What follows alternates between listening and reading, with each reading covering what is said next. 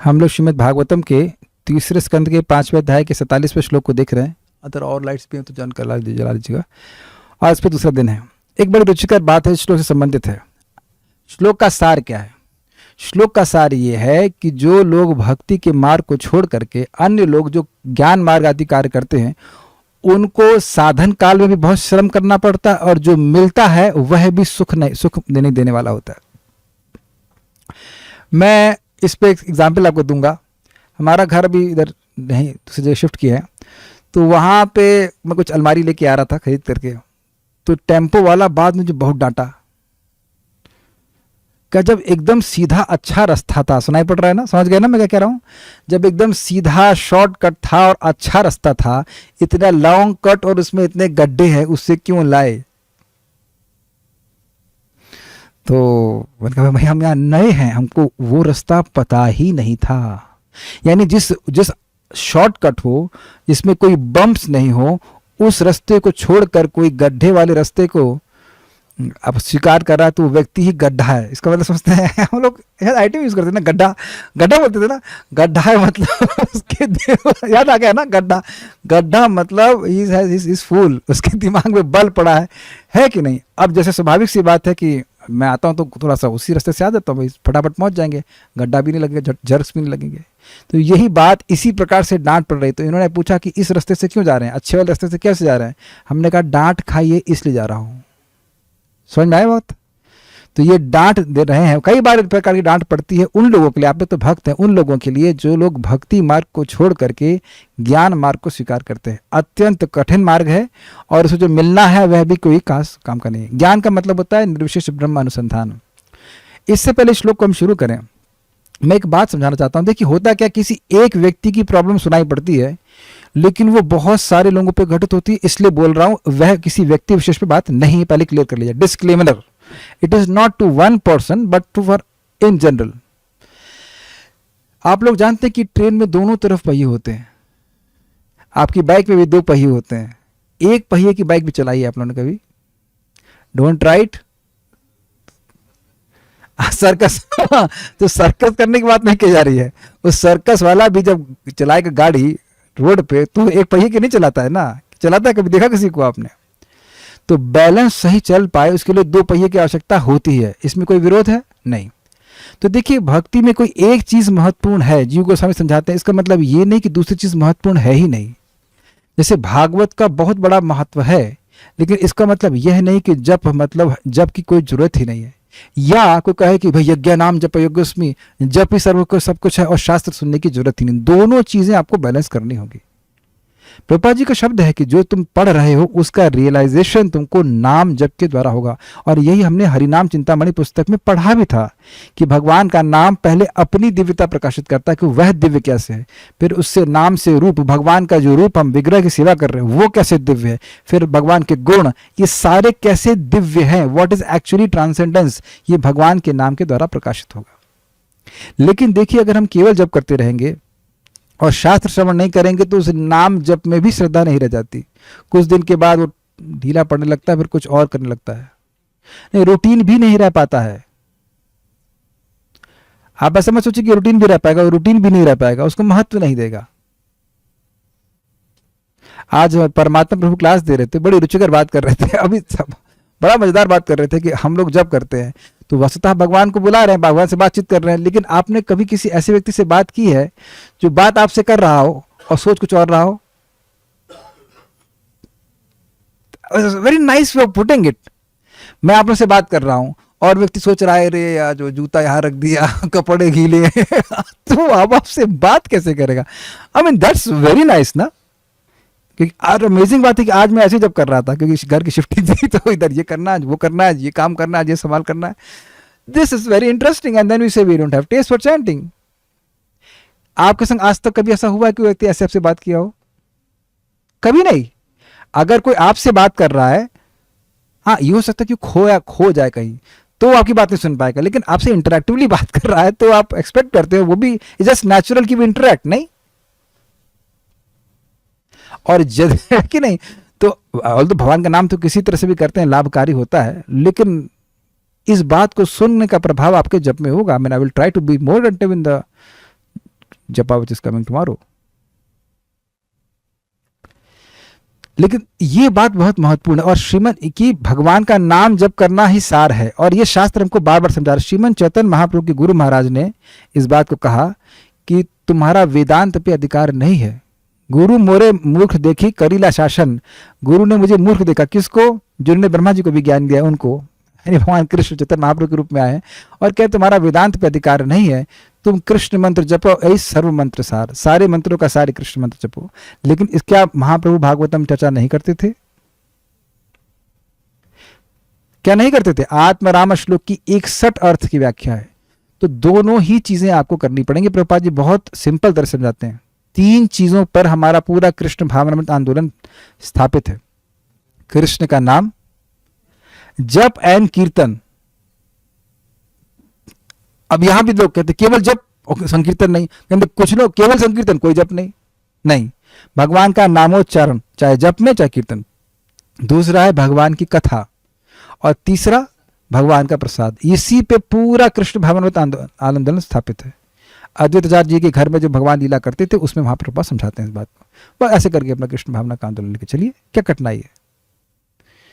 Then you'll be very, आपकी जो गाड़ी है वो दोनों पहियों पे चलेगी तो बढ़िया चलेगी, और नहीं तो बैलेंस करना मुश्किल होगा। ओके, अब इस श्लोक पे वापस आ जाते हैं। हम लोगों ने ये सुना था कि जो लोग, पिछले श्लोक में सुना था कि भगवान के भक्त भगवान की कथा को सुनकर ही भगवान के धाम की प्राप्ति कर लेते हैं।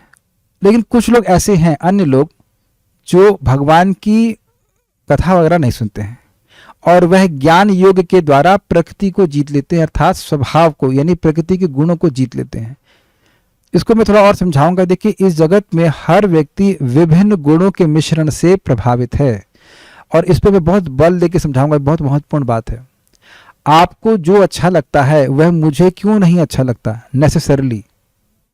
वेरी गुड, गुणों का प्रभाव है। कुछ लोग, हमको खट्टा बिल्कुल पसंद नहीं है, मैं हमको मतलब उस व्यक्ति को, और मुझे अच्छा लग सकता है, किसी को आइसक्रीम पसंद है, किसी को नहीं पसंद है। हर व्यक्ति के रिक्रिएशन भी अलग अलग प्रकार के हैं, और ये एक प्रकार का बंधन है। तो जो ये ज्ञान मार्गी हैं, ये तपस्या करके मन को एकाग्र करके आत्मा में इस बंधन से मुक्त हो जाते हैं। प्रकृति के गुण उनका हम लोग का अर्दन करते हैं। अर्दन समझते हैं? अर्दन मतलब दबा देना। अब नींद आ रही तो सोना चालू कर दी। इसको तो हम लोग जप में भी देखते हैं। माला उठाया और तो सोना चालू कर दिया। एक भक्त बता रहे थे आज, मतलब मैंने पूछा कि जब क्यों लेट हो गए थे? प्रभु जी 45 मिनट तक तो सोते ही रहे, पता ही नहीं चला। 45 मिनट। तो ये गुणों का प्रभाव है कि नहीं?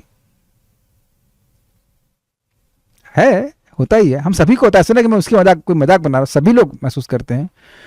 कभी काम आ जाता है, कभी क्रोध आ जाता है। इस प्रकार के विभिन्न गुणों का प्रभाव आता है। ऐसे महान गुणों के प्रभाव को यद्यपि वह जीत लेते हैं, और इस प्रकार से वह शांत हो जाते हैं। शांत क्यों हो जाते हैं? क्योंकि गुण डिस्टर्ब कर रहे हैं। धीर मतलब जो अपनी इंद्रियों को संयमित कर सके। वाचो वेगम मनस क्रोध वेगम जिह्वा वेगम उदरपस्त वेगम एतान वेगान यो विषहेत धीरा सर्वाम पीपाम पृथ्वीम शशात। ऐसे धीर पुरुष आप में प्रवेश करते हैं। तो आप में प्रवेश करते हैं, क्या लिया गया था अर्थ? आपकी ब्रह्म ज्योति में लीन होते हैं। उनको वैकुंठ की प्राप्ति नहीं होती है। लेकिन तेषाम श्रम स्यात्, उनको केवल श्रम ही प्राप्त होता है। लेकिन जो भगवान की सेवा में लगते हैं, भक्ति करते हैं, उनको इस प्रकार का श्रम नहीं होता, ना तो साधन काल में और ना ही साध्य काल में। एक बात और समझ लीजिए, मान लीजिए किसी को कोई ब्रीफकेस दिया जाए जिसमें पत्थर भरा हुआ है, तो उसको उसकी प्राप्ति भी तो श्रम ही है। उठाए उठाए घूमे, ऐसे कहा प्रभु जी कृष्ण लादनी माता जी आपको गिफ्ट दूंगा, क्या? बुलडोजर।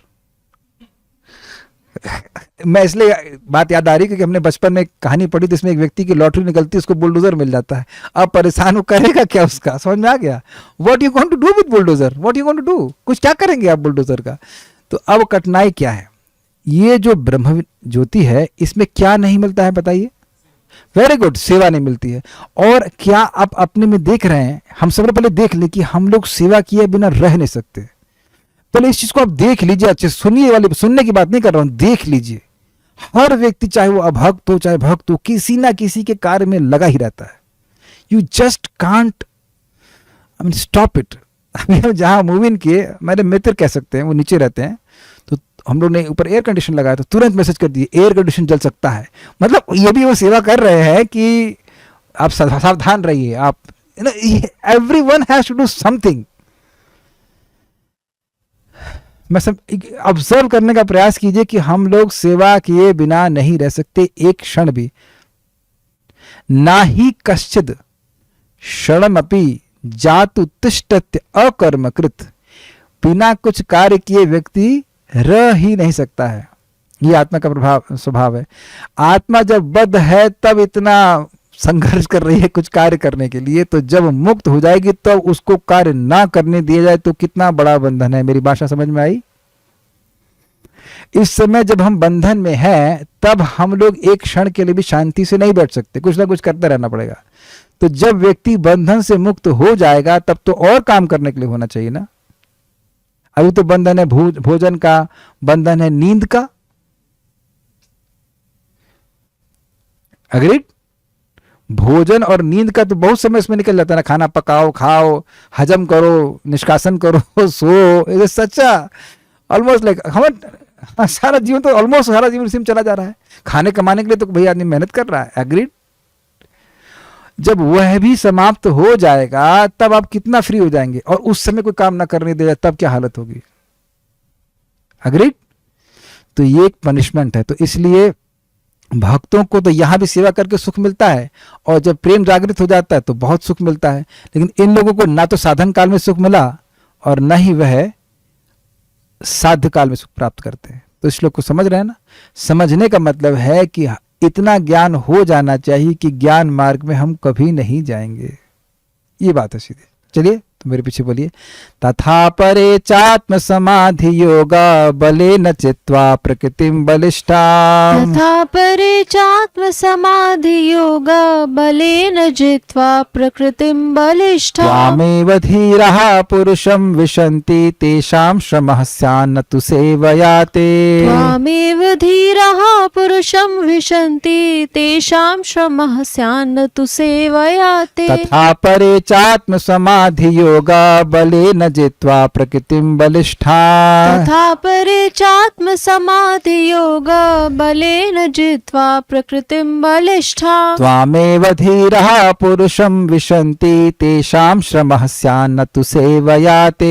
त्वामेव धीरः पुरुषं विशन्ति तेषां श्रमः स्यान्न तु सेवयाते. तथा परे चात्म समाधि योगा बले न जित्वा प्रकृतिम बलिष्ठा.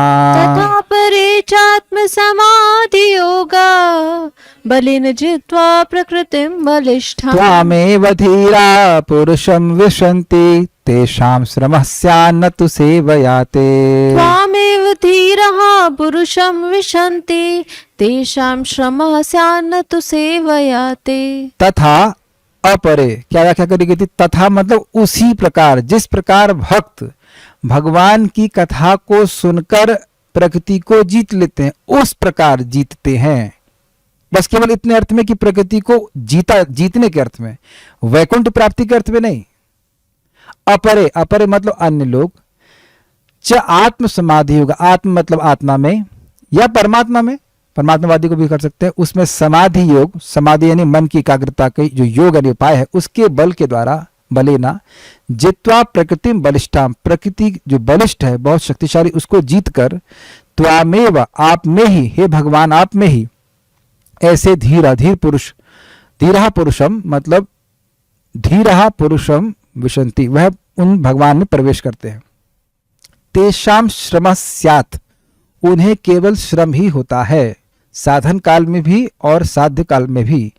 न तो सेवयाते, लेकिन जो आपकी सेवा करते हैं आपके श्रवण कीर्तन के द्वारा, ना तो उनको साधन काल में श्रम होता है और ना ही साध्य अवस्था में. साध्य अवस्था में तो परम सुख की प्राप्ति होती है.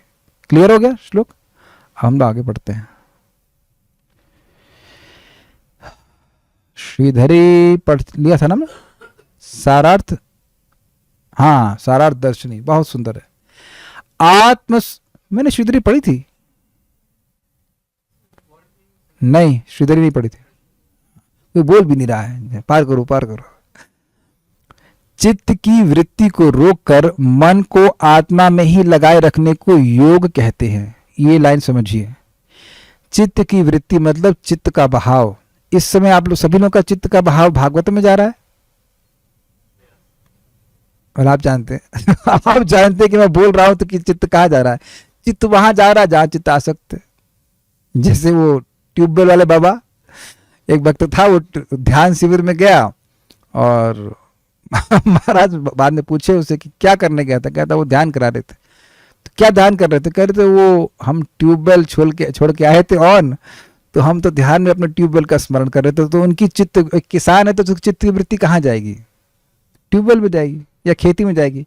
ऐसे ही आप लोग जब करते हैं तो आप देख सकते हैं कि चित्त कहाँ बहता है। जैसे कि आंधी का एक बहाव होता है, एक समय में एक विशेष डायरेक्शन में बहती है। तो चित्त की वृत्ति सामान्यतः हमारी कहाँ होती है? इंद्रिय विषयों में जाती है। ये खाना है, ये छूना है, देखना है, ऐसे करके। तो उसको वहां रोक करके वह मन को आत्मा में केंद्रित करते हैं। क्या आत्मा है? वो कैसे करते हैं मुझे नहीं पता, न मेरे जानने की जरूरत है लेकिन वो कुछ करते होंगे फिलोसफिकल से अंडरस्टैंडिंग से, या मैं देह नहीं हूं इस प्रकार की भावना स्मरण करके। ने इति हाँ जी,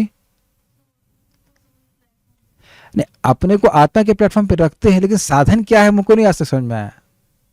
कुछ लोग कहते हैं तपसा ब्रह्मचर्य ना समय न चाहिए, ये बात है क्योंकि इसको ज्ञान का मार्ग बताया गया है सुखदेव गोस्वामी जी। तपसा ब्रह्मचर्य ना दमे ना नियमय न चाहे, ऐसे करके है श्लोक, आप छठे स्कंद के प्रथम अध्याय में देख सकते हैं। तपस्या के द्वारा, जैसे कि कुछ लोग अभी पंचाग्नि विद्या का अभ्यास करते हैं। पंचाग्नि विद्या नहीं, ध्यान धारणा इज इन अष्टांग योग।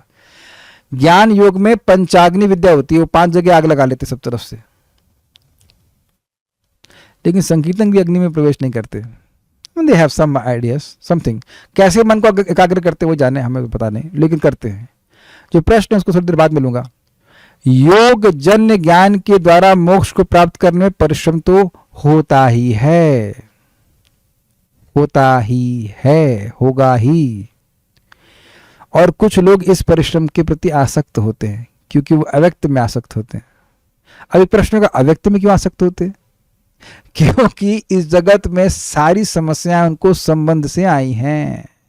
Do you agree with this? इस जीवन में सारी समस्याएं आपको किससे आई हैं? वस्तुओं से नहीं। जैसे एक मेरा माइक किसी भक्त ने स्पॉन्सर किया था, मैं उस पर बैठ गया व्हाट यू कैन डू, गलती से, अब वो टूट गया अब क्या करें? तो मैं अब उसकी संस्कार के लिए रो रहा हूं। Does that make sense? लेकिन अपना कोई प्रिय व्यक्ति है, उसका देह छूट जाता है तो व्यक्ति दुखी हो जाता है कि नहीं? या चक्कू से आपका हाथ कट जाता है तो आप बहुत इमोशनल हो जाते हैं उसके बारे में। लेकिन माँ से या पिता से या बच्चे से झगड़ा हो जाए और वो चक्कू चला दे अपनी वाणी के द्वारा हृदय में, तो कितनी देर तक दुख होता है। ये बात पकड़ लीजिए इस बात को कि हम लोग इस जगत में सबसे ज्यादा दुख प्राप्त करते हैं संबंधों से। तो क्या करना चाहिए? संबंध सारे काट देने चाहिए, यही है ना, यही अर्थ है ना। यही लोग यही गलत बात लेते हैं। This is called impersonalism. आंख खराब हो जाए तो आंख उखाड़ लेना चाहिए, यही ना? नहीं। तो यही इनकी प्रॉब्लम है कि वह संबंधों को, अपने अस्तित्व को नष्ट करना चाहते हैं, और ये प्रयास गलत है क्योंकि ये असंभव है। अजीब से इनके पॉइंट्स होते हैं, तो इसलिए मोक्ष का प्रयास कर रहे हैं। अब इस पे एक और अद्भुत बात विचार कीजिए। हमने सुना था इसको, अकामः सर्व कामवा मोक्ष कामा उदारधि में तीव्रेन भक्ति योगेन यजेत पुरुषः परम। अकामः, जिसकी कोई कामना नहीं, भगवान के भक्त। सर्व कामो वा, और उसकी सारी कामनाएं वो, और मोक्ष काम। तो व्यक्ति कहेगा अरे भाई मोक्ष काम है, हमें तो जगत से कुछ नहीं चाहिए। लेकिन वहां चक्रवर्ती पाद कहते हैं कि देखिए मोक्ष काम सबसे बड़ी इंद्रिय तृप्ति है ना। वह क्यों? इंद्रिय तृप्ति मतलब मेरे सुख की प्राप्ति और मेरे दुख की निवृत्ति। क्लियर? तो मोक्ष में मतलब मेरा दुख निपट जाए पूरा, दोबारा जन्म न लेना पड़े, मुझे सुख मिल जाए। भगवान को इससे अच्छा लगे या न लगे हमें मतलब नहीं है। यही तो सेंस ग्रेटिफिकेशन है। तो ये फालतू का परिश्रम कर रहे हैं,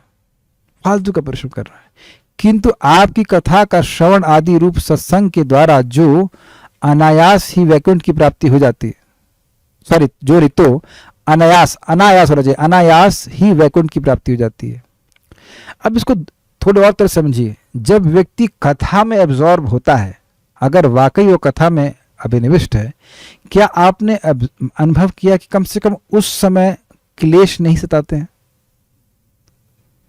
हमें तो बहुत अनुभव है, सर के घर में हम IIT में जाते थे पढ़ सुनने के लिए, उसके बाद पढ़ाई मेरी तो होती नहीं थी। गीता सुन लिया, अरे अब तो आत्मा है, अब क्या है अब पता नहीं, आपसे पाप पढ़ लेते थे, हमसे तो पढ़ाई होती नहीं थी। बड़ा मुश्किल, हमारे बड़ा संघर्ष हो गया कि दिन भर पक जाते थे पढ़ाई करके, उसका जाए सर क्लास देते थे गीता वगैरह की, उसका अब क्या रखा है जगत में, विरक्ति हो जाती थी।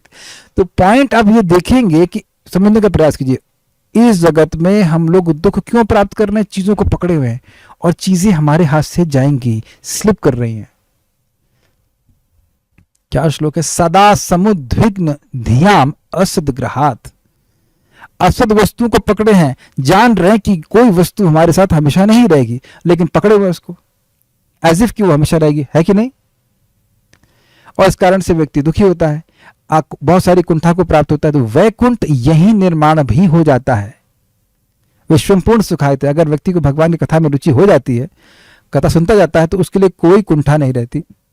और इसी को हमने सुना था, तव विक्रीडितम कृष्ण नृणाम परम मंगलम कर्ण पीयूषमास्वाद्य तजन्त्यन्न स्पृहाम जना।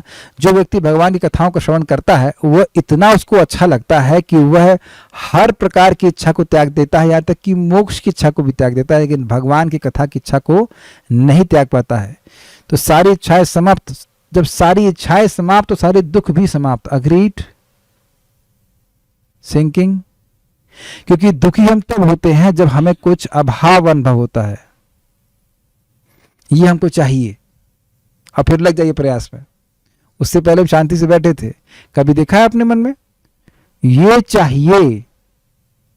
और इट हैज टू बी अलग, कृष्ण से अलग होगा। अगर कोई कृष्ण की सेवा के संबंध में होगा तो अलग बात है, मतलब तुलसी उगाना चाहते तो दुख नहीं होता है, लेकिन कुछ भौतिक चाहिए तो वो तुरंत हृदय को जलाने लगता है। तो भगवान की कथा से व्यक्ति स्वतः ब्रह्मभूत अवस्था को प्राप्त होने लगता है, और इस कारण से उसको वैकुंठ की प्राप्ति वहां तो होगी ही, यही वैकुंठ की प्राप्ति होने लग जाती है।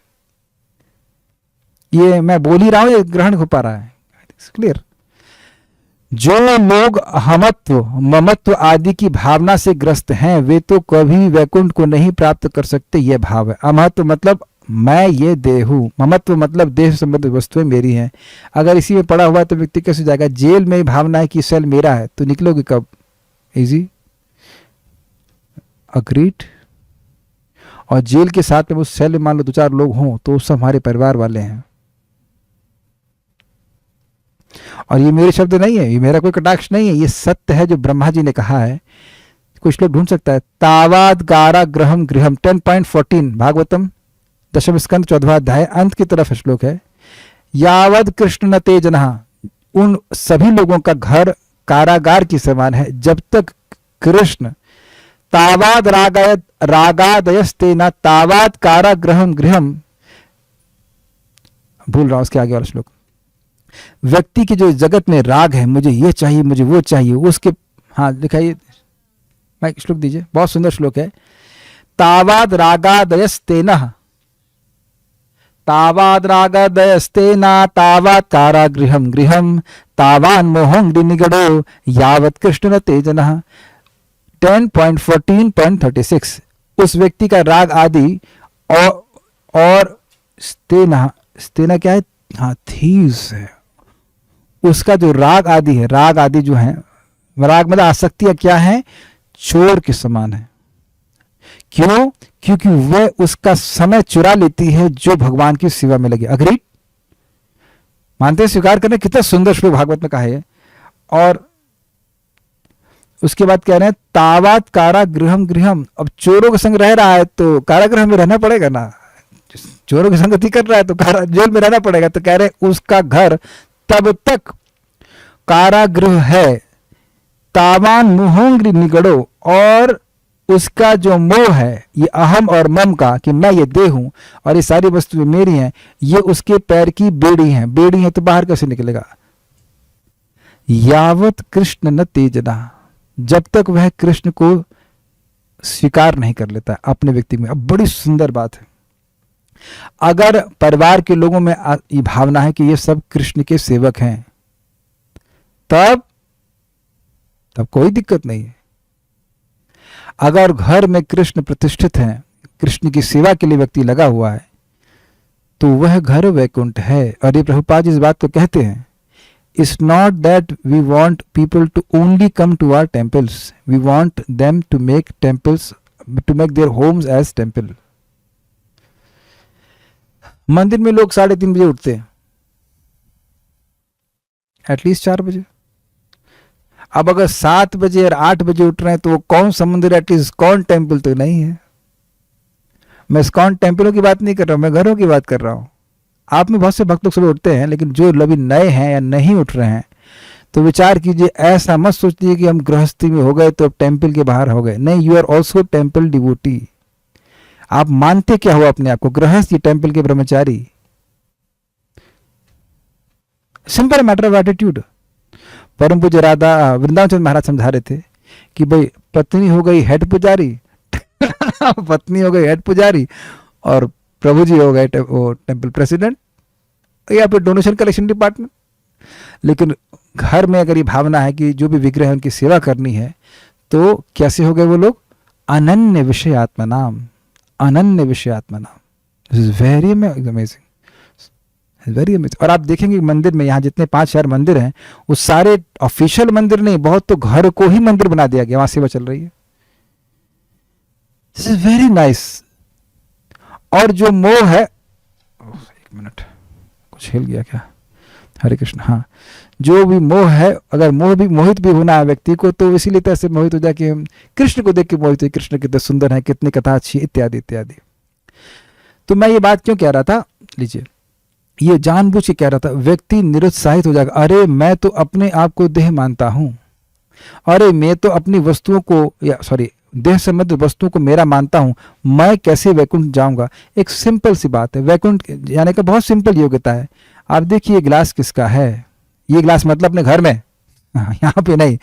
ये ग्लास किसका है? ये क्रॉकरी किसकी है? Everything should be for Krishna. अरे भगवान को ग्लास जल देना है, तो अभी धीरे धीरे करके भगवान केंद्र में आ गए कि नहीं आ गए? एक बात यहाँ पे आ रही तो हम बोल दे रहे हैं कि भाई एक अजीब घटना हम देखते हैं, घर में लोग खुद तो एयर कंडीशनर पे रहते हैं और भगवान के मंदिर एकदम गर्म स्थान पे। घर किसका है? कृष्ण का है। हाँ, और सेवक हम हैं, हम जो है एसी में और स्वामी गर्मी में।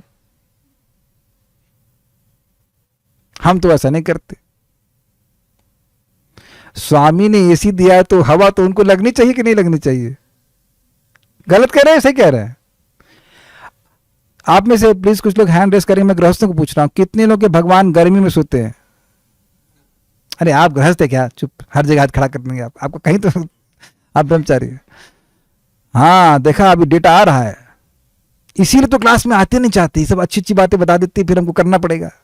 Because once you hear you become responsible. जब तक नहीं पता था तो कोई बात नहीं, लेकिन यहाँ चालान कटने लगता है। तो अब या तो भगवान के लिए अलग एसी लगा, बिजली का बिल बहुत ज्यादा है, तो भगवान को अपने रूम में ले आइए, खत्म हो गई बात, फिनिश। क्या दिक्कत है? एक भक्त कह रहा है, अब आप देखिए, मेरा ना एक श्लोक है, आपको लगेगा कितनी इंपॉर्टेंट बात है ना। हम यह मानना छोड़ दें कि हम लोग हम ग्रह कांग्रेगेशन डिवोटी हैं। आपका घर ही टेम्पल है, बनाइए घर सो टेम्पल, जितना बनाएंगे उतना सुखी रहेंगे। ये आप करके देखिए। जब हमारे घर में शालिग्राम भगवान आ रहे थे तो उन भक्त ने कहा, he will pull your mind. उनके पास तो पता नहीं कितने शालिग्राम है। He will pull your mind. और मैंने महसूस किया, ऐसे मैं एग्जाम्पल दे रहा हूँ। अभी हम लोग भगवान को ग्लास रख रहे थे, चांदी के ग्लास रखे थे। हमने कहा भाई ये तो धब्बे धब्बे लग रहे हैं, इसमें तो हम ही पीना नहीं चाहेंगे। हमने कहा वापस स्टील रख दे, कम से कम देखने में सुंदर लगेगा। फिर उसमें ढक्कन नहीं थे, ढक्कन नहीं तो उसमें धूल आ गई, तो धूल दिख गई मेरे को। मैंने कहा इस पानी को तो, इस तरह का पानी तो मैं नहीं पी सकता। How can Krishna drink? आपको ये बातें बहुत सिंपल लग रही हैं। You begin to see Krishna as a person and that's what is Krishna consciousness. मैं कृष्ण, अहम दासोस्मि, अहम कृष्ण का, मैं कृष्ण का सेवक हूं। और जितने भी हैं, पत्नी हो, बच्चे हो, या जो कुछ भी है, घर है, ये सब कृष्ण का है। और ये हो गया तो कहां पहुंच गए? कहाँ पहुंच गए आप? वैकुंठ में ऑलरेडी पहुंच गए, आप ऑलरेडी वैकुंठ में है। और यही महाराज का शब्द था कि अगर घर में विग्रह है, घर के में विग्रह की सेवा होती है, कथा होती है, कीर्तन होता है, तो वह घर ही वैकुंठ हो जाता है। सिंपल। जे दीने गृह भजन देखी, गृह ते गोलोक भाया, को कहते हैं गोलोक की प्राप्ति होगी कि नहीं। और महाप्रभु भक्ति ठाकुर जी कहते हैं जिस दिन घर में भजन देखें, इट लुक्स लाइक कि घर में रोज भजन दिखता नहीं है, लेकिन भजन जिस दिन घर में दिखता है उसी दिन घर गोलोक के समान होता है। Make sense? So like this.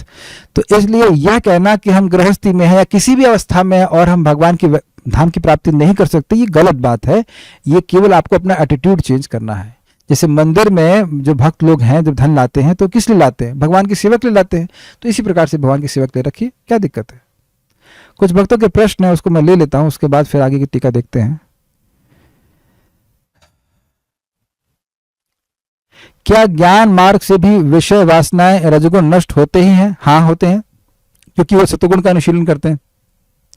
मुझे लगता था कि विषय वासना केवल भक्ति करने से नष्ट होती है। नहीं, ऐसा नहीं है। एक सवाल आता है, मैं अपने परिवार में एक व्यक्ति को जानती हूँ, वो किसी की सेवा नहीं करना चाहते, वो कोई सेवा करना चाहते ही नहीं, उनको जीवन कैसे चल रहा है? क्या ये सही है, गलत है? गलत है।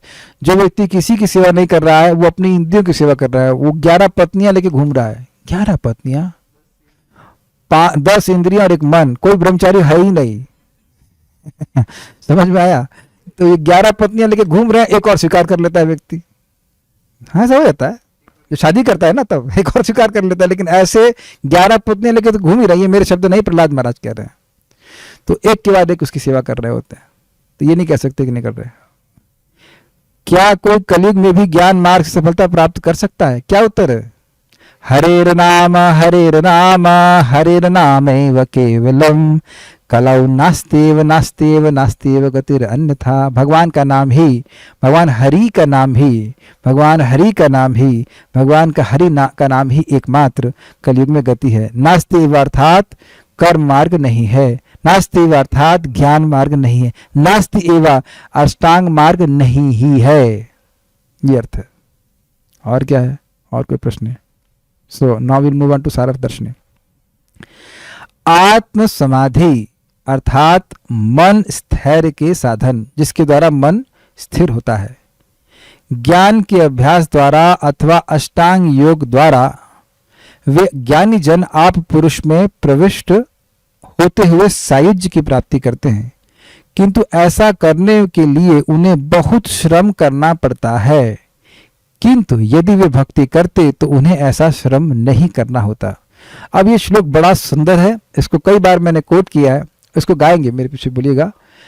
और ये ब्रह्मा जी ने बोला है, खूब डांट लगाई है, तो डांट सुनते हैं।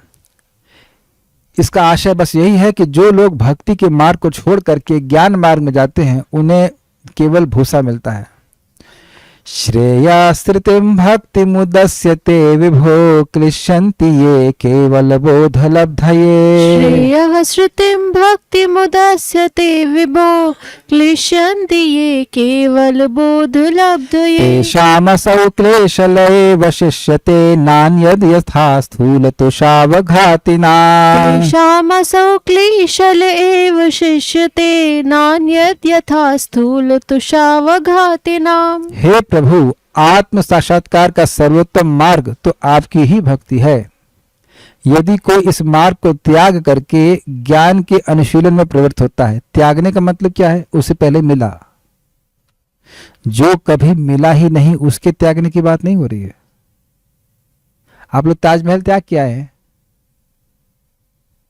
Anyone here? कोई?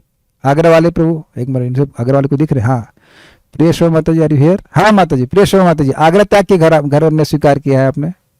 आगरा त्याग, सॉरी आगरा नहीं, ताजमहल त्याग के अपने घर में रह रही हैं। तो त्याग की बात तभी होती है जब कुछ हो और उसको त्यागा जाए। अग्रीड? बड़ी गंभीर बात है कि जिस व्यक्ति को भक्ति का मार्ग बताया गया और उसको मिला भी, फिर भी वह त्याग करके ज्ञान मार्ग में चला गया। या फिर यह हो सकता है कि दोनों बातें बताई गई लेकिन भक्ति में उसको विश्वास ही नहीं हुआ। ऐसे भावुक हैं। ज्ञान के सॉरी भक्ति के मार्ग को दूर से छोड़ा हुआ है, स्वीकार ही नहीं किया, वो भी अर्थ ले सकते हैं। यदि कोई इस मार्ग को त्याग करके ज्ञान के अनुशीलन में प्रवृत्त होता है तो उसे क्लेश उठाना होगा और वांछित फल भी नहीं मिल पाएगा। क्लेश अधिक और फल कुछ भी नहीं मिलेगा। अगर क्लेश उठा करके वह कुछ वांछित फल मिल जाता तब भी अच्छा होता। क्या आप लोग ऐसा जीवन में अनुभव करते हैं? हम लोग क्लेश उठाते हैं और जो वस्तु चाहते हैं वो मिल जाती है और उसे कुछ वैल्यू होती है। Is it okay? घर बना रहे हैं, कुछ कर रहे हैं, कुछ तो मिला, कुछ तो सुख मिला, कुछ मिल रहा है ना। लेकिन यहां कह रहे हैं, इतना डांट लगा रहे हैं कि केवल क्लेश उठा रहा है और उसे केवल क्लेश मिल रहा है। तो इसे कैसे समझाएं? तो कह रहे हैं जिस तरह थोथी भूसी को पीटने से अन्न नहीं मिलता। एक्चुअली गेहूं लिखा गया है लेकिन वैसे ये चावल है, चावल एग्जाम्पल दिया रहा और गेहूं बोली, चावल बोली। उसी तरह जो केवल चिंतन करता है उसे आत्म साक्षात्कार नहीं हो पाता, उसके हाथ केवल क्लेश लगता है। श्रीमद् भागवत 10.14.4। पहले तो यह समझ लीजिए कि यह श्लोक कोट क्यों किया गया। इस श्लोक में यानी कि 3.5.47 में लिखा है तेषाम श्रमः स्यात्। जो लोग ज्ञान मार्ग में होते हैं इन्हें केवल श्रम ही मिलता है, साधन काल में भी और साध्य काल में भी। इसलिए यहाँ इसी बात को देखिए ब्रह्मा जी से पुष्ट करवा रहे हैं चक्रवर्ती बात की। ब्रह्मा जी भी इसी बात को दशम स्कंद 14वें अध्याय में कहे हैं 10.14.4। श्लोक देखिए, श्रेयः श्रुतिम भक्तिम उदस्यते वो हे विभो। भगवान कृष्ण को जो बाल रूप में है उनको ब्रह्मा जी ब्रह्म विमोहन लीला के बाद जब उनको रियलाइजेशन हुआ कि कृष्ण भगवान है तब वह ये प्रार्थनाएं कह रहे हैं। तो कह रहे श्रेया श्रुतिम भक्ति उदस्यते विभु। हे विभु, हे सर्व समर्थ भगवान श्री कृष्ण, आपकी ते मतलब तब आपकी भक्ति के मार्ग को, आप वह भक्ति को जो श्रेय का मार्ग है, परम कल्याण का मार्ग, उसको उदस्य अर्थात त्यागता है। किस लिए? केवल बोध लब्धे। केवल बोध मतलब जिसमें केवल ब्रह्म का बोध हो, केवल ओनली, केवल मीन्स ओनली, केवल बोध हो ब्रह्म का, अपने आप को आत्मा के रूप में अनुभव करने के लिए ये क्लेशंती जो क्लेश उठाते हैं, भक्ति को त्यागते हैं तो क्लेश उठाते हैं ज्ञान मार्ग का। तेषाम असौ क्लेशल एव शिष्यते। उनको केवल क्लेश ही बचता है, ना अन्यत, और कुछ भी नहीं। Very powerful words. यथा जैसे स्थूल तुषा अवघाती नाम। स्थूल मतलब पर्वत प्रमाण, बहुत बड़ा प्रमाण का एक भूसे का ढेर हो, उसको कोई अवघात करे, उसे पीटे तो उसे क्या मिलेगा? जो बचेगा वो भी भूसा ही था। मुझे इसलिए बात ये श्लोक याद रहता है, भरतपुर में पहले मैं इसी अध्याय को पढ़ा रहा था, तो जिस दिन ये श्लोक लेना था उसी दिन हमारे घर और गाड़ी के सामने एक भूसे की एक क्या ट्रॉली थी, और एकदम क्लियर समझना, अच्छा इसको, इस भूसे को भर भर के पीटेंगे तो क्या होगा? महाराज कहते हैं, परम पूज्य राधा गोविंद महाराज, हाथों में दर्द होगा और उसके हाथ में छाले आएंगे और कुछ नहीं होगा। कभी आप लोगों ने हथौड़ा चलाए बहुत देर तक, अगर ऐसा कुछ चीज चलाते हैं तो हाथ में फफोले हो जाते हैं। तो उसी प्रकार से, जैसे कि हाँ, उसी प्रकार से कोई अगर चावल की थोथी भूसी चावल निकाल लिया उसमें से और उसको पीट रहा है, इसका मतलब क्या है? वेदांत का अध्ययन कर रहा है, बड़ा परिश्रम कर रहा है, शास्त्र अध्ययन कर रहा है, तपस्या कर रहा है, लेकिन उसको वास्तविक ज्ञान नहीं होगा। क्योंकि वास्तविक ज्ञान क्या है? क्या है वास्तविक ज्ञान? जीव स्वरूप हो कृष्ण नित्य दास। अगर व्यक्ति को वास्तविक ज्ञान हो गया तो उसको ये ज्ञान हो जाना चाहिए कि मैं कृष्ण का सेवक हूं। अच्छा, जब ये ज्ञान हो जाएगा तब वो करेगा क्या? वेरी गुड, वेरी गुड, यही प्रभुपाद आज बोल रहे थे। अगर आपको ज्ञान हो जाता है वाकई तो आप उसके अनुसार कार्य करते हो, तभी ज्ञान हुआ। जैसे मालूम चल जाए कि कौन रोड की किस तरफ चलना चाहिए तो किस तरफ चलते हैं, उसी तरफ चलते हैं। जैसे यहां लेफ्ट में चलते हैं, अमेरिका में राइट में चलते हैं। Is it not?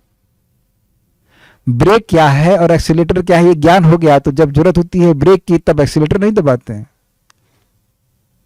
अग्रीड? यानी वाकई ज्ञान हुआ तो उसके अनुसार अविधेय अर्थात व्यक्ति कार्य भी करेगा और उसके अनुसार उसको प्रयोजन भी प्राप्त होगा। तो ये लोग जब भक्ति को त्याग दिए तो फिर तो ज्ञान नहीं हुआ ना कुछ, और वैसा कार्य कर रहे हैं जिससे उनका स्वरूप और ढक जाएगा। तो इसीलिए कह रहे हैं कि केवल श्रम ही मिलता है। क्लियर हो गया?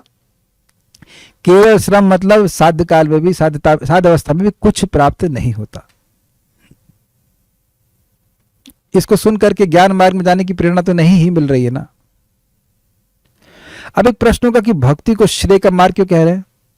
गोकोटि दानम ग्रहणे खगस्या प्रयाग गंगोदक कल्पवासा यज्ञायुतम मेरु सुवर्ण दानम गोविंद कीर्तिर न समम शतांश ही। करोड़ों करोड़ों गायों को कौन से दिन सूर्य ग्रहण के समय दान देने से, काशी नहीं प्रयागराज, हम जानबूझ करके चुप रहते थे, कहा क्या बोलेंगे आप। प्रयागराज तीर्थराज प्रयाग में, वो भी गंगा जी के तट पर, नाले के तट पर नहीं, गंगा जी के तट पर ब्रह्मा जी की एक दिन तक निवास करे। अब तो प्रयागराज सही है ना, हाँ यस। तो प्रयागराज में कोई रिश्ते, बहुत जबरदस्त तीर्थ है वो, 1000 गुना फल मिलता है वहां भजन करने का। और हजारों हजारों यज्ञों में प्रॉपर ब्राह्मणों को मेरु पर्वत, मेरु सुंदर हिमालय पर्वत के समान स्वर्ण दान करे, तो ये सारा पुण्य जोड़ लेंगे तो भी एक बार हरि बोलने के 100वां अंश के बराबर भी नहीं होगा। क्या बोलने के बराबर नहीं बोलेंगे हम, अरे हरि हरि। अब ये नहीं डाइजेस्ट होता है ना। तो सोचिए, भगवान का नाम छोड़ करके अब कोई इस तरह के अन्य अन्य साधन कर रहा है तो क्या वो बेवकूफ नहीं कहलाएगा? यही बात ब्रह्मा जी कह रहे हैं। हाँ बोलिए, माइक पे बताइए, आज सुनाई नहीं पड़ता बिना माइक के, यद्यपि माइक पे आवाज। चलिए आप बोलिए, फिर हम रिपीट करेंगे, बोलिए।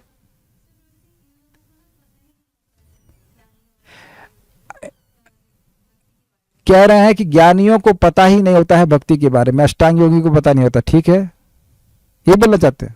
नहीं, गलत है। चैतन्य महाप्रभु बनारस में कीर्तन कर रहे हैं और सबको ऐसे प्रेम बांट रहे हैं जैसे सब्जी वाले होते हैं। अरे माता जी आइए आइए, ले जाइए, सस्ता चल रहा है, सस्ता चल, 10 रुपए किलो, 10 रुपए किलो। गए हैं सब्जी मार्केट में, आप करते हैं ना सब लोग? आपको देखकर खुश हो जाते हैं, कहते हैं सस्ती से सब्जी, ले जाओ ले जाओ ले जाओ। कभी कभी करते पूरा मार्केट, पूरा सामान बिक गया है, थोड़ा सा ले जाओ, करते कि नहीं करते? या रात्रि में जाइए, सस्ते मिल जाता है, अरे इसको लेके जाना पड़ेगा, आप उसको करते कि नहीं? महाप्रभु उसी भाव में काशी में गए थे कि बिना मूल्य के दूंगा, फिर भी वह स्वीकार नहीं कर रहे थे। बिकॉज मायावादी कृष्णेर अपराधी। यही प्रश्न किया गया था प्रकाशानंद सरस्वती के बारे में। उस ब्राह्मण ने जो महाप्रभु के पास गया कि उसने चैतन्य चैतन्य चैतन्य 3 बार बोला, कृष्ण क्यों नहीं बोला?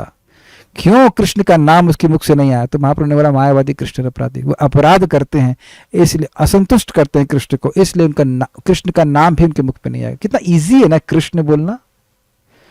और कुछ लोग ऐसे हैं, मैंने बताया था, मैं नाई की दुकान पे गया था नोएडा में, तो मैंने बोला कि आप गाली ही दे रहे हैं तो क्यों नहीं हरामखोर बोलते?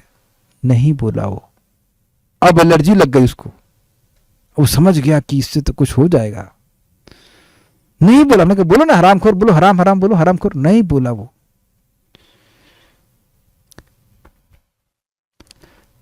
है ऐसे लोग जो नाम में नहीं श्रद्धा रखते, और unless you here again and again, क्योंकि आपने एक बार हरे कृष्ण बोला, कुछ महसूस तो हुआ नहीं। It is just too good to be true, ऐसा कैसे हो सकता है? लेकिन शास्त्र की बात गलत नहीं हो सकती। इसीलिए अगर हम रोज शास्त्र सुनेंगे तो व्यक्ति कभी भक्ति के मार्ग को नहीं छोड़ेगा। तो उम्मीद है कि बात समझ आ गई कि इस प्रकार का श्रम ही उनको प्राप्त होगा। इस टीका के बाद भी रुकेंगे हम लोग। अब देखिए बड़ी सुंदर बात, ये तो उन्हें व्यतिरेक बता दिया। अब देखो ब्रह्मा जी अगले श्लोक में बोल रहे हैं कि कैसे भक्तों ने आपकी प्राप्ति करी है। देखिए ये हिस्ट्री बता रहे हैं ब्रह्मा जी। बहुत से लोग जिन्होंने ज्ञान मार्ग को स्वीकार किया और भक्ति मार्ग को छोड़ दिया, वह तो केवल क्लेश ही प्राप्त किए, लेकिन भक्तों ने क्या किया?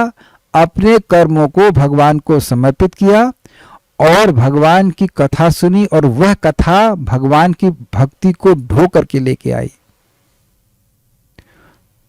भक्ति नहीं थी, लेकिन जैसे ऑर्डर करते चीज आ जाती है आपके डोर स्टेप पर, ऐसे भगवान की कथा के द्वारा भक्ति आ जाती है हृदय में, और इस प्रकार से पराम गति आपके चरणों की प्राप्ति करी। Is it okay? ये अनुभव मुख है ना? मेरे पीछे बोलिए, पुरेह भूमन बहवोपि योगिनस् त्वदर्पिते हा निज कर्म लब्धया।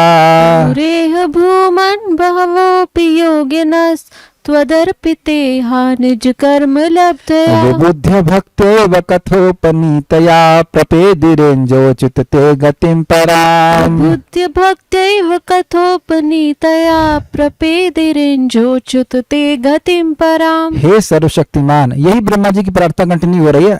भगवान कृष्ण को बोले भूतकाल में इस संसार में अनेक योगी जनों ने अपने कर्तव्य निभाते हुए तथा अपने सारे प्रयासों को आपको अर्पित करते हुए भक्ति पद प्राप्त किया है। तो केवल कर्तव्य करने के लिए नहीं है, कर्तव्यों को भगवान से जोड़ करके करने के लिए बात बोली जा रही है। हे अच्युत, आपके श्रवण तथा कीर्तन द्वारा संपन्न ऐसी भक्ति से वे आपको जान पाए और आपकी शरण में जाकर आपके परम धाम को प्राप्त कर सके। श्रीमद् भागवतम 10.14.5 कितनी सुंदर बात है। अगर सामान्य शब्दों में कहूं तो महाराज की बात कहूंगा। परम पूज्य वृंदावन चंद्र महाराज इस बात को अपने लेक्चर में कहे हैं, धर्मशाला में बोल रहे थे कि देखिए पढ़ाई करे या और अपना मान लो कि शादी कर रहा है, अपने और कुछ कार्य कर रहा है, बिजनेस कर रहा है या जो भी नौकरी कर रहा है, वह कोई दिक्कत नहीं है, कर्तव्य है करे, लेकिन भक्ति छोड़ कर नहीं करे। वो सारे कर्तव्य उसकी भक्ति को ढक नहीं देने चाहिए। एक सर्वे किया जाना चाहिए कि इस्कॉन के भक्त भागवतम कितना पढ़ते हैं। पढ़ना तो छोड़ी छोड़ी कितना सुनते हैं। आप लोग सुनते ही हो, मैं बोल रहा हूं, लेकिन इसको कम मत मानिए, कम नहीं मानिएगा। बस ये श्लोक आपके सामने है, हम तो कुछ नहीं, केवल श्लोक समझा रहा हूं आप लोग। एक नहीं, दो नहीं, तीन नहीं, चार नहीं, नंबर नहीं दे रहे कितने लोग वैकुंठ की प्राप्ति की है। जो इतने सारे लोग स्टैंडर्ड प्रोसीजर से वैकुंठ की प्राप्ति किए हैं, तो आप और मैं क्यों नहीं प्राप्त करेंगे? इसका कारण बताइए। Any messages from different temple devotees? जब इतने सारे लोग भगवान के पास पहुंचे हैं तो आप क्यों नहीं पहुंचेंगे? एक ही कारण में है, हम नहीं पहुंचेंगे और वे कथा छोड़ेंगे जब छोड़ेंगे। बस आप लोग छोड़ेंगे नहीं, हम खाली बोल रहे हैं, ये स्टाइल है बोलने का। मतलब जब अब मैं फिर एग्जाम्पल लेता हूँ, भाई ट्रेन से पकड़ते हैं, कोई ट्रेन पकड़ते, वही ट्रेन पकड़ते ना जिसको पकड़ के बहुत से लोग पार हुए थे वहां पे, वही पुल पे चढ़ते ना जिससे बहुत से लोग पार हुए थे नदी के, और जा तो रहा है वो, हम भी चले जाएंगे बस। अब एक भक्त कह रहे हैं हम तब नहीं पहुंचेंगे क्योंकि अगर हम अपराध कर दे। अच्छा ये बताइए कि बिना सुने आप अपराध से बच जाएंगे? माता जी लोग इस बात को समझते हैं कि जब आप भोजन करने वाले बनाते थे शुरुआत में, तो वो अपराध युक्त भोजन बनाना ही होता था। अग्रीड? रोटी छत्तीसगढ़ का मैप या कहीं मैप नॉट, तो अब नहीं बनाने से तो आगे ना आप लोगों को। अब माँ आपको बड़ी प्रेम सिखाती, बेटी ऐसा मत बनाओ, ऐसे बनाओ, देखो नमक को ऐसे नापो, मतलब या फिर यूट्यूब की माता जी जो भी हो, somebody was teaching you, agreed? तो बार बार सुनने से व्यक्ति सजग हो जाता है कि क्या अपराध है, फिर वो नहीं करता है।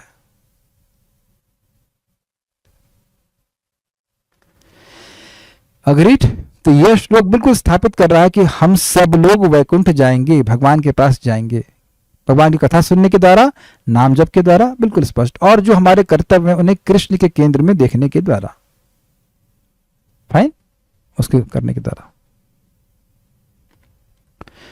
इसके द्वारा यह ज्ञापित होता है कि भक्ति के बिना वास्तविक ज्ञान प्राप्त करना असंभव है, तो फिर मुक्ति की तो बात ही क्या, अतः ये अत्यंत दुख भोगते हैं। ये क्लियर हो गया, वास्तविक ज्ञान है कृष्ण के सेवक ग्रुप में होना चाहिए, और वह तो अपने आप को भगवान कह रहे हैं, इसी वजह से तो तुम जगत में हो। और यही बात तुम साधना करके और पुष्ट कर ले तो फिर और जगत में बंधन पड़ जाएगा। उनके लिए केवल क्लेशल अर्थात दुख ही शेष रहता है, अन्य कुछ नहीं। यह रिक्त भूसे की ढेरी को पीटने के समान है। भक्ति के द्वारा जो ज्ञान का अंग है, अर्थात ज्ञानियों की दृष्टि में ज्ञान में वृद्धि हेतु सहायक है, वे सायुज्य की प्राप्ति तो करते हैं, किंतु साधना काल में भी यह स्पष्ट है कि मन को एकाग्र करने की विधि के अन्वेषण में उन्हें अत्यधिक परिश्रम करना पड़ता है।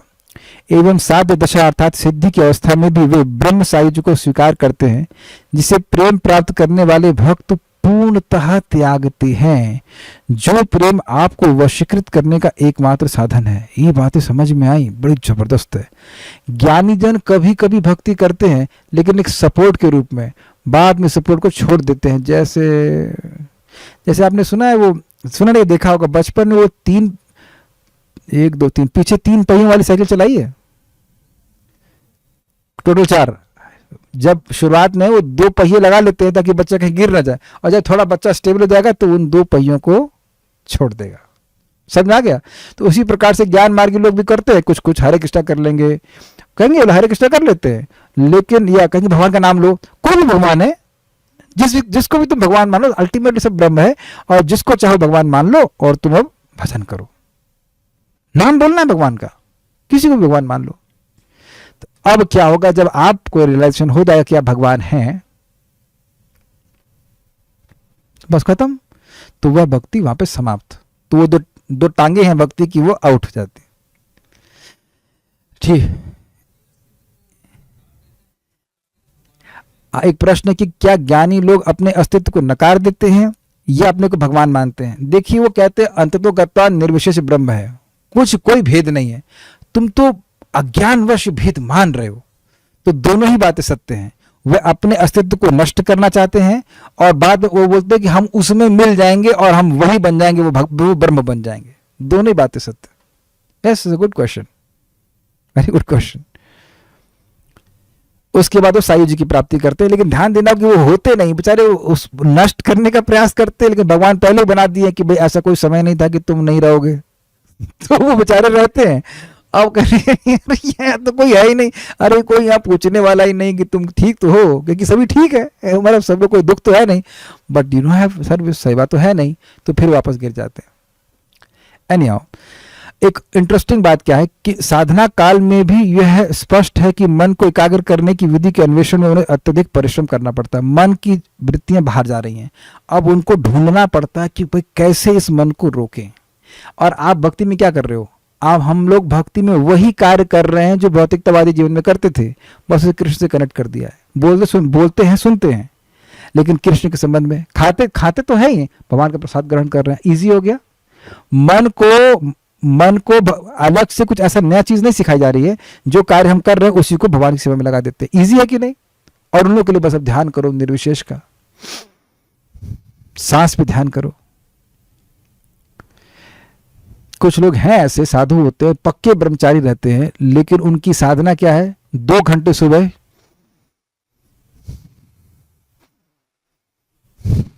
केवल सांस पे ध्यान करते रहिए, कृष्ण पे नहीं।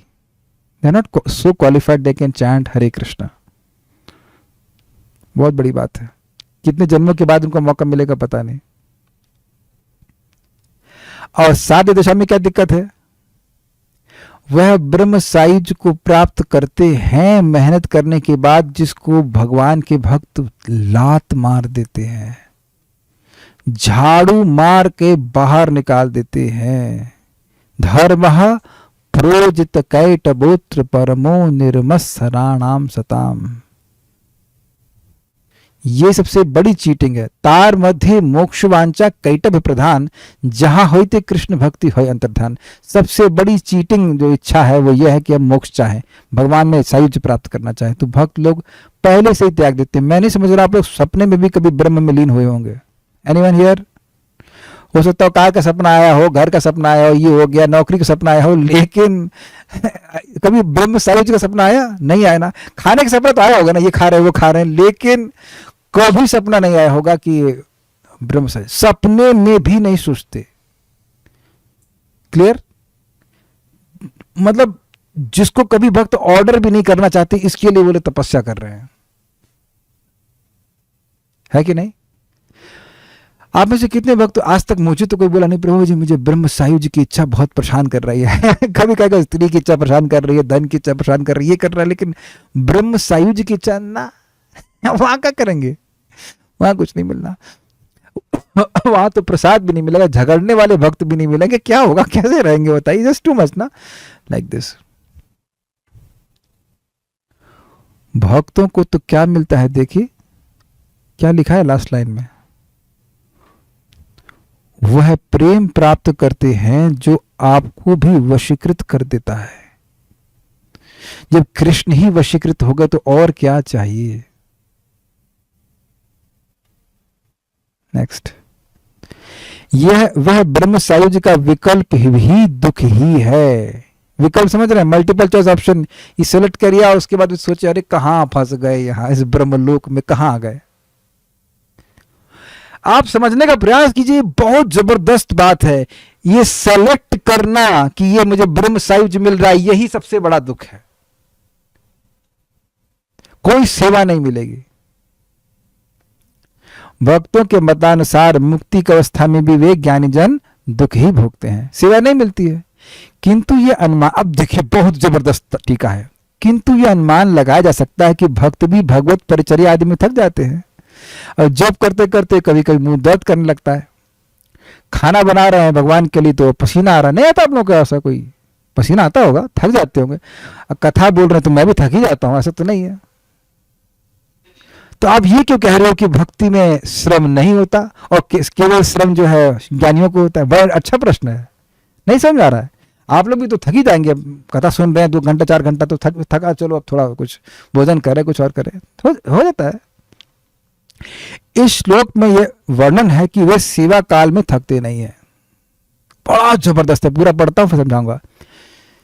इसका प्रमाण भक्ति के अनुभवी व्यक्ति हैं। स्त्री पुरुष अथवा किसी भी आश्रम के व्यक्तियों के लिए कोई श्रम नहीं है। प्रत्युत श्रम अप्राप्ति में भी मन में कुछ दुख होता है, क्योंकि सेवा की प्राप्ति न होने पर भक्तों को महान दुख होता है, यह भाव है। ये समझ में आए बात? देखिए, जिस चीज से सुख मिलता हो उस कार्य को करने में श्रम का अनुभव नहीं होता, अपितु वह नहीं को कार्य न कर पाने में तकलीफ होती है। आप लोग पता नहीं इसमें कितना रिलेट करेंगे। बचपन में क्रिकेट खेलने के शौकीन थे, तो क्रिकेट खेलने में पसीना आता है, लेकिन नहीं खेलने देने पर बहुत बच्चा रोता है, बड़ा परेशान हो जाता है। मैं क्रिकेट का कोई सपोर्टर नहीं, मैं एग्जाम्पल दे रहा हूं एक। या स्पेशली स्त्रियों की हम बात करें, स्त्रियों को सेवा करना बड़ा अच्छा लगता है। अगर किसी स्त्री को बोल दे कुछ नहीं करने को मिलेगा, आई थिंक सारी माता जी लोग कहेंगी हैं व्हाट इज दिस, कुछ भी नहीं करने को मिलेगा। नहीं, कुछ नहीं ना, हरि ना, भक्ति की बात नहीं कर रहा, कुछ काम करने को नहीं दिया जाएगा। भगवान ने इसकी सराहना करी है। जैसे स्त्रियां मतलब पत्नी अपने सतपति को सेवा के द्वारा पूरा कंट्रोल में ले लेती है, इसी प्रकार से मेरे भक्त मुझे कंट्रोल में ले लेते हैं, तो वो उसको श्रम नहीं मानती। माता जी लोग अपने बच्चों के लिए खाना बनाती हैं तो क्या श्रम नहीं होता, लेकिन उसमें उल्लास होता है कि नहीं? पति के लिए, बच्चों के लिए, या जिससे भी हम प्रेम करते हैं, तो क्या उल्लास नहीं होता है? उल्लास होता है। देखिए, जब तक प्रेम नहीं हो रहा तब तक भारी लगेगा, लेकिन अगर प्रेम होता है तब कभी भारी नहीं लगता है। मैंने देखा है, जब आश्रम में भी थे, भक्त लोग कितने प्रेम से भोजन बना के देते थे। मतलब जब हम लोग उन लोगों के घर में जाते थे, मंदिर की बात नहीं कर रहे मंदिर में खाओ खाओ नहीं खाओ मर जाओ, चावल कच्चा पक्का जो कुछ भी है, लेकिन देखा गया है this has to be appreciated when somebody loves service. जो सेवा है वह सुख, क्या कहते हैं उसको, सुख प्रदान करने वाली है।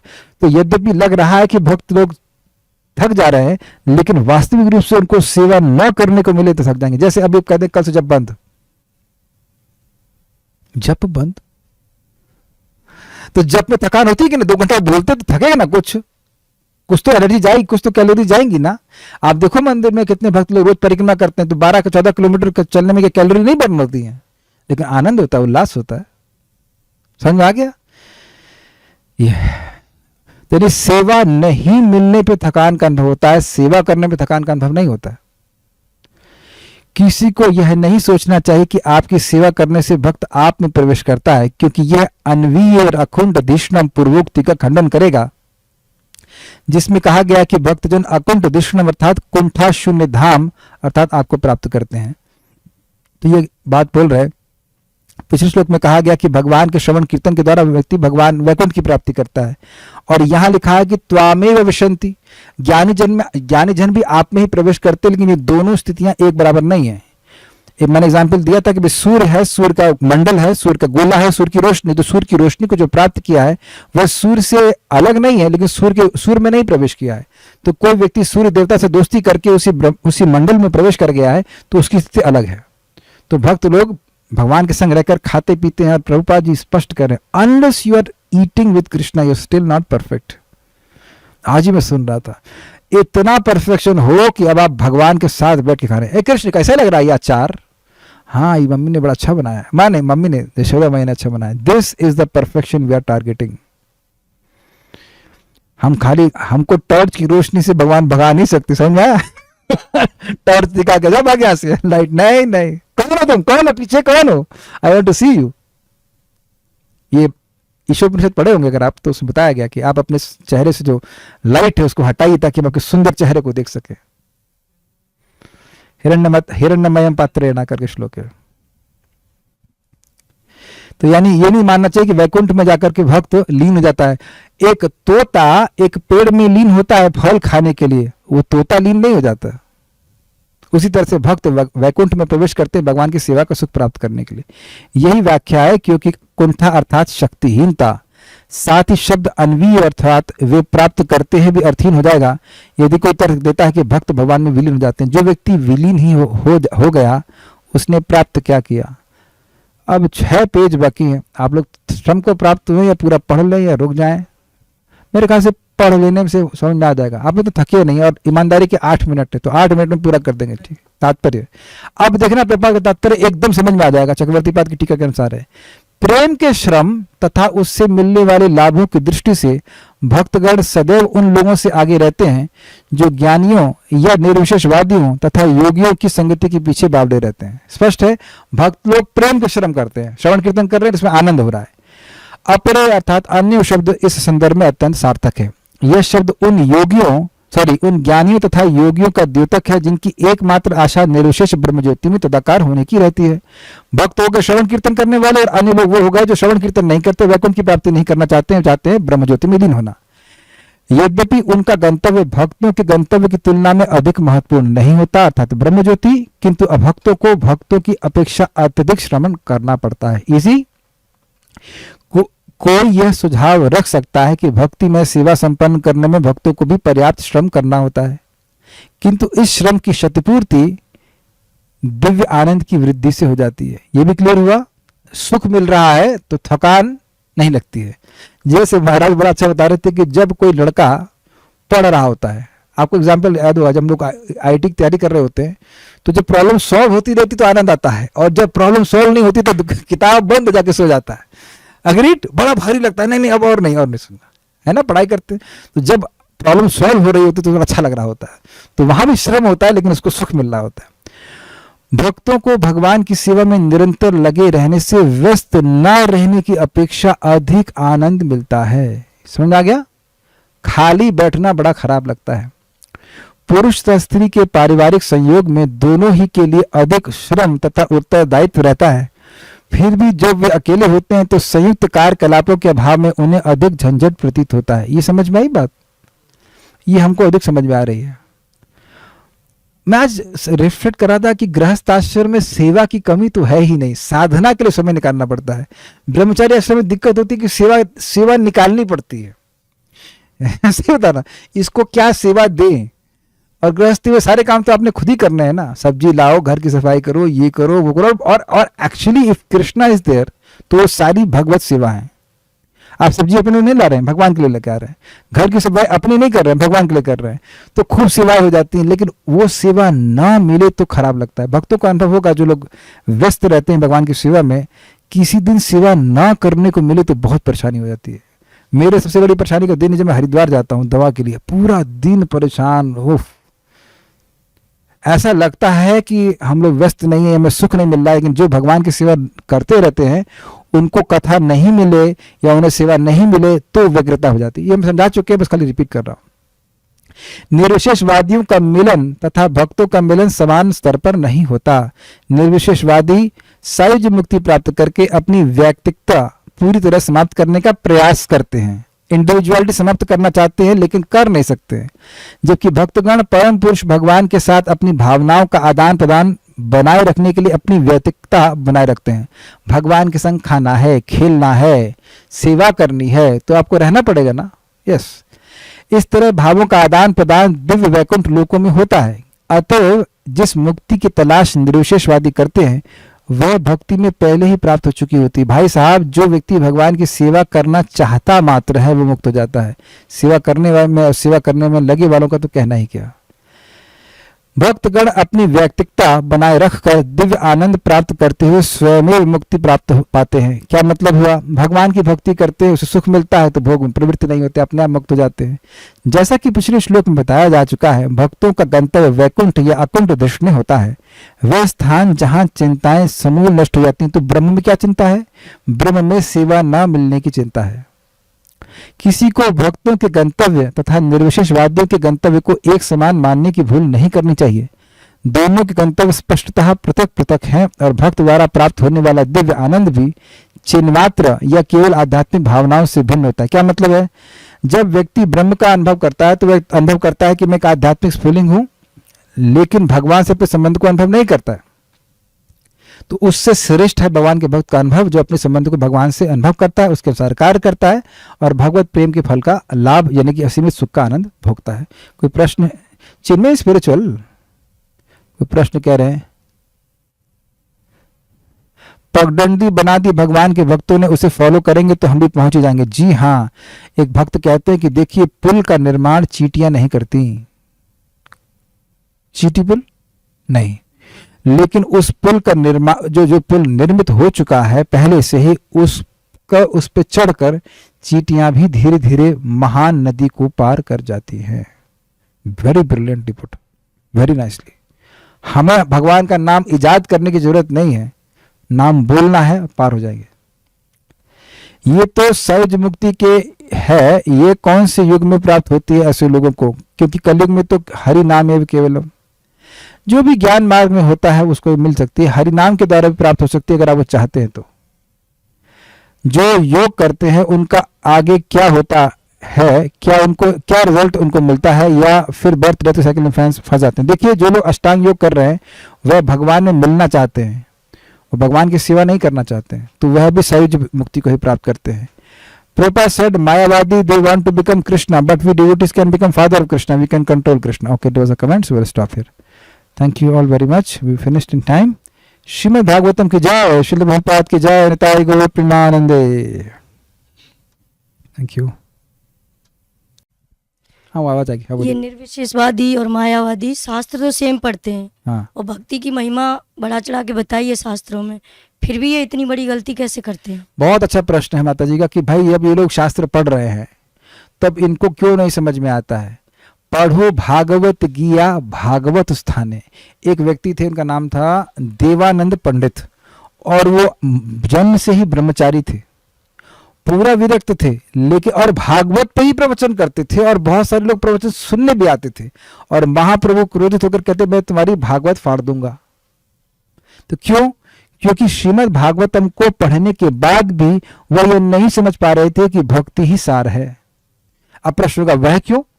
क्योंकि भक्तों की संगति में वह भक्त को गुरु बना करके वह भागवत सुने थे।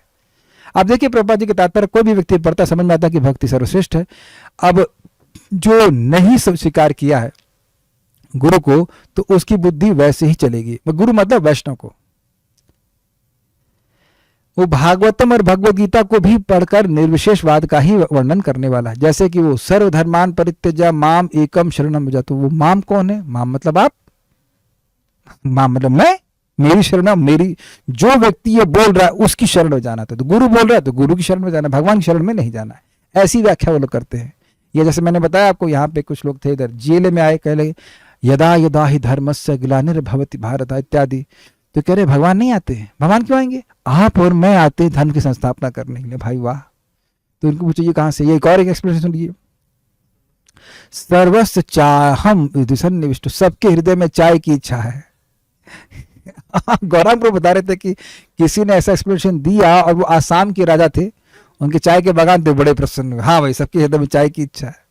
People can give any damn explanation और लोग ताली मार के स्वीकार कर लेते। कलयुग में प्राय लोग बहुत बुद्धू हैं और कुछ भी बोला जाए, यहां तक ये बोला जाए कि वोडका की बोतल में कृपा छुपी है तो वह भी स्वीकार कर लेते हैं।